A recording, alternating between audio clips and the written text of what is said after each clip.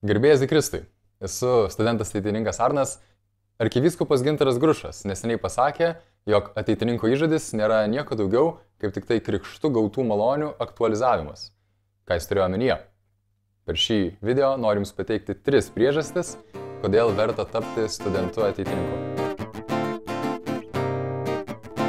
Ateitininkai savo veiklą pradėjo seniau negu nepriklausoma Lietuvos valstybė. Tai yra praeito amžiaus pradžioje. Grupelė studentų ėjo į adoraciją ir po ilgų valandų nusprendė, kad tikėjimas negali būti tik tai vien jų asmeninio gyvenimo pamatas. Tai turi būti kažkas plačiau. Jie atėjo kurti Lietuvą katalikiškais pagrindais. Ir šiandien mes, Studentų ateitininkų sąjunga, tęsime tą misiją – būti katalikiška jėga akademinėje aplinkoje ir visuomenėje. Šios veiklos pagrindas yra tuometinio popiežiaus Pijaus X kvietimas, kuris daugiau nei 100 skamba iš kiekvieno popiežiaus lūpų. Tęsti misiją in omnia instaurare in Christo, kaip sako lotyniško vulgata Biblijos versija, tai iš laiško Efeziečiams. Lietuviškai išvertus tai būtų visą atnaujinti Kristuje.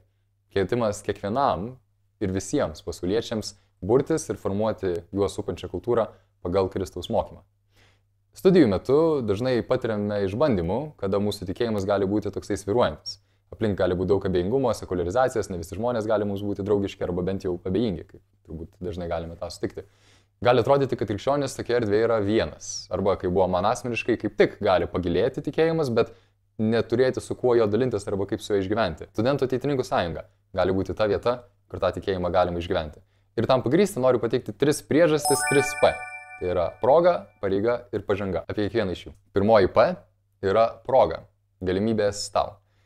SAS per ilgametę patirtį ir išteklius suteikia galimybių organizuoti renginius arba paprastas iniciatyvas, kurios tikrai gali pasiekti tiek tavo artimus žmonės, tiek tau pačiam padėti augti.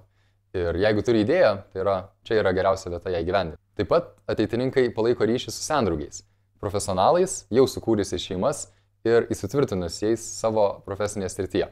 Taip pat ir su kunigais ar pašvęstojo gyvenimo žmonėmis.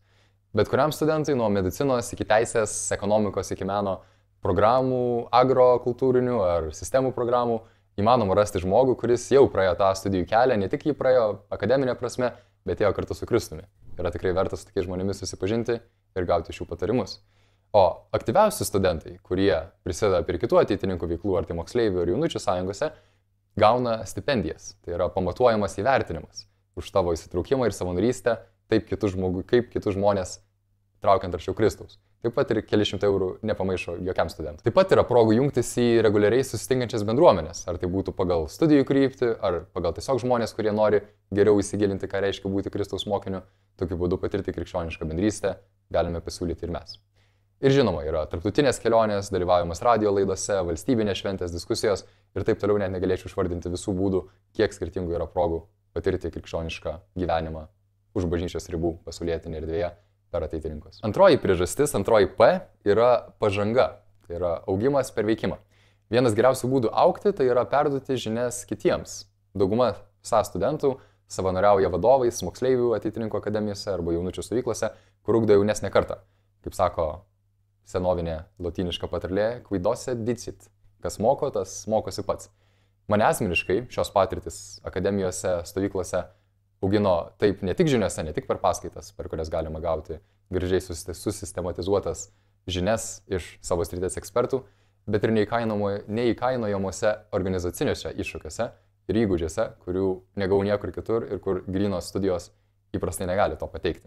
Tokia patirtis iš tiesų yra neįkainoma ne tik dėl organizacinės patirties, bet ir dėl komandinio darbo, kuris yra be galo svarbus bet kur kitur vykdant savo akademinę veiklą. Taip pat ir bendrai vykdant tarnystę Kristaus bažnyčiai. SAS perimusi yra mokinystės modelį. Tai yra sukurtas metodas, kuris iš tiesų nėra naujas, yra nuo pat Kristaus laikų ir dar net senesnis, kai per asmeninius ryšius patraukiami artimi žmonės arčiau Kristaus, kad jį galėtume sekti per įprastinius mums krikščioniškus įgūdžius ir tokiu būdu plėsti Kristaus karalystę dar čia žemėje ir ypač čia, kur esame pasodinti, tai yra universitetinėje erdvėje. Prasmingesnio būdo įsitraukti į evangelizaciją negalėčiau rasti, tuo pačiu būdu palydintų žmonės ir einant per tą patį kelią, augant pačiam. Apie tai yra dalis mūsų Marijos radio laidų, kurias irgi skatinu peržvelgti, jeigu jį domina. Ir trečioji P yra pareiga. Dabar neišjungkite dar vaizdo įrašo, leiskite pasiaiškinti, ką turiu pasakyti. Nes moderniam jaunuoliui tikrai galiu suprasti, žodis pareiga gali sukurti tokį nejaukumo, atmetimo reakciją, į kažką turi daryti per prievartą. Bet, išklausykite mane, autentiška atsakomybė ir pareiga duoda kryptį mūsų gyvenimui ir ne slegia mūsų, kaip tik išlaisvina ir duoda mums atsakomybės džiaugsmą. Tuo labiau, kad ateitininkų šūkis visą atnaujinti Kristuje yra ne tik ateitininkų pareiga, bet visų krikščionišką gyvenimą norinčių gyventi žmonių pareiga. Tai kodėlgi to nepadarius mums visiems kartu, esant šios organizacijos dalimi. Tuo labiau, kad mūsų kuo gausesnė yra sąjunga, tuo gausesnė yra ir visa ateitininkų federacija. Ir kuo gausesnė federacija, tuo mes galime garsiau skelbti krikščioniškas pozicijas visuomeninėje erdvėje. Tuo turime didesnę teisę ir net pareigą tą daryti. Taip pat esame vienintelė nuosekliai krikščioniška organizacija Lietuvos jaunimo organizacijų taryboje. Tai yra tokia skėtinė organizacija, kuri vienyje jaunimo bendruomenės ir organizacijas Lietuvoje. Ir ten irgi būna, kad reikia ginti krikščioniškas vertybės ir mūsų pozicijas, kartais net ir teikti savas. Ir to mes negalėtume daryti, jeigu neturėtume žmonių, kurie yra atsidavę. Kuo daugiau mūsų yra, tuo didesnį užnugarį jie turi, ne tik maldos, bet ir tiesioginio kalbėjimo ir skleidimo Kristaus žinios ir į politinę, ir į visuomenę erdvę. Taip pat esame ir Krašto apsaugos ministerijos visuotinio atsparumo planuose. Tai nėra atsitiktinumas. Ateitininkai visada buvo tie, kurie gynė Lietuvą tiek kultūriškai, tiek fiziškai. Partizanas Juozas Lukša Daumantas yra puikiausias to pavyzdys. Atlikome ir atliksime pareigas žmonėms šiame žemės lopinėlyje, vadiname Lietuva, kuriame Dievas mus pasodino. Nes matome, priimame tai kaip mūsų pareigą, kuri mums padeda augti aukščiau ir kurti Lietuvą. Tad klausimas tau, ar nori prisijungti prie šios pasaulietinės organizacijos, kuri augina, moko ir įgalina veikti žmonės? Jei ieškai progos, SAS laukia tavęs. Jei nori pažangos, nori turėti planą, kaip augti, čia yra žmonės, kurie tau padės tą planą įgyvendinti per asmeninį ryšį. Ir jei jauti pareigą, čia gali prisidėti prie kažko didesnio už save. Noriu pabaigti su kunigo Arvydo Petro Žygo, jau amžinatilsį, tačiau labai daug prisidėjusio ateitininkijai citata. Virš visko ateikite ne dėl savęs, ne dėl kitų žmonių, bet ateikite dėl Kristaus. To ir linkiu. Maldos vienybėje, linkiu susitikti.